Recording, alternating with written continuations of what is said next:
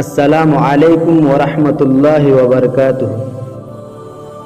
جب عزیز مصر کو معلوم ہوا کہ بازار مصر میں ایک بہت ہی خوبصورت غلام فروخت کے لیے لایا گیا ہے اور لوگ اس کی خریداری کے لیے بڑی بڑی رقمیں لے کر بازار میں جمع ہو گئے، تو عزیز مصر نے حضرت یوسف علیہ السلام کو بڑی قیمت دے کر خرید لیا اور گھر لے جا کر اپنی بیوی زلیخا سے کہا کہ اس غلام کو نہایت ہی اعزاز و اکرام کے ساتھ رکھو۔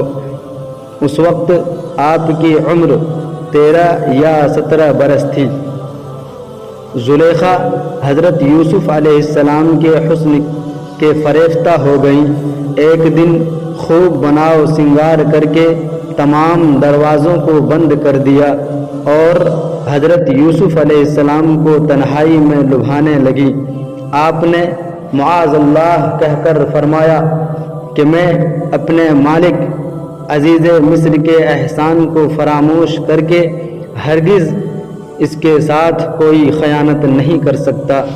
پھر جب خود زلیخا آپ کی طرف لبکی تو آپ بھاگ نکلے اور زلیخا نے دوڑ کر پیچھے سے آپ کا پیراہن پکڑ لیا جو پھٹ گیا اور آپ کے پیچھے زلیخا دوڑتی ہوئی صدر دروازے پر پہنچ گئی۔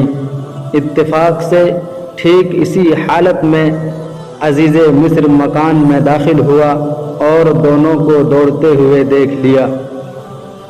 اس وقت زلیخا نے مکاری کی اور فوراً بولی، اس غلام کی سزا یہ ہے کہ اس کو جیل خانہ بھیج دیا جائے یا اور کوئی دوسری سخت سزا دی جائے، کیونکہ اس نے تمہاری گھر والی کے ساتھ برائی کا ارادہ کیا تھا۔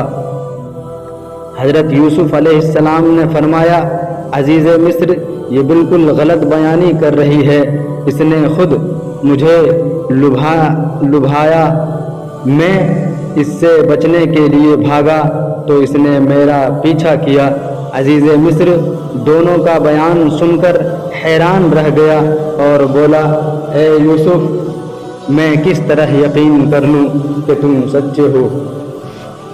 تو وہیں پر کھڑا کسی شخص نے کہا، اگر یوسف کی قمیص سامنے کی طرف سے پھٹی ہو تو عورت سچ کہتی ہے اور وہ جھوٹے ہیں، اور اگر ان کی قمیص پیچھے کی طرف سے پھٹی ہے تو عورت جھوٹ بولتی ہے اور یہ سچے ہیں۔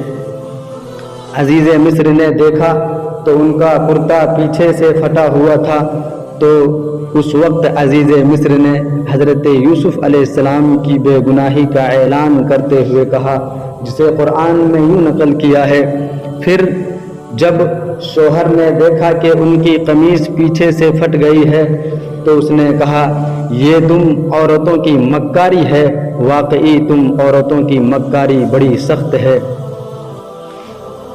یوسف تم اس بات کا خیال نہ کرو، اور اے عورت تو اپنے گناہ کی معافی مانگ، یقینی طور پر تو ہی خطا کار تھی۔ شہر کی معزز عورتوں میں اس واقعے کا چرچا ہونے لگا، کہنے لگی کہ عزیز مصر کی بیوی اپنے غلام کو ورغلانا چاہتی تھی، یہ کتنی حیرت انگیز بات ہے۔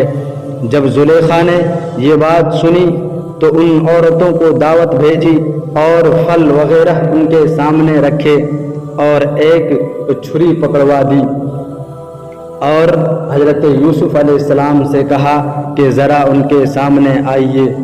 جب ان عورتوں نے حضرت یوسف علیہ السلام کو دیکھا تو حیرت کے مارے آنکھیں پھٹی کی پھٹی رہ گئیں، پھل کاٹنے کے بجائے اپنے ہاتھ کاٹ لیے۔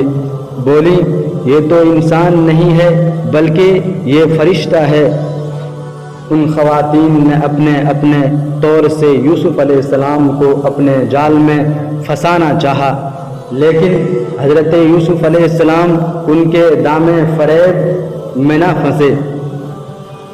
جب اس طرح کے واقعات بڑھ گئے تو وزراء اور ارکان سلطنت سے عزیز مصر نے مشورہ کیا اور طے پایا کہ یوسف علیہ السلام کو قید خانہ بھجوا دیا جائے۔ آپ نے جیل پہنچ کر فرمایا، اے اللہ، یہ قید خانہ کی کوٹری مجھ کو اس بلا سے زیادہ محبوب ہے جس کی طرف زلیخا اور خواتین مصر مجھے بلا رہی تھی۔ اللہ تعالیٰ سے دعا ہے کہ ہمیں یوسف علیہ السلام کی سی صفت سے متصف فرمائے، آمین۔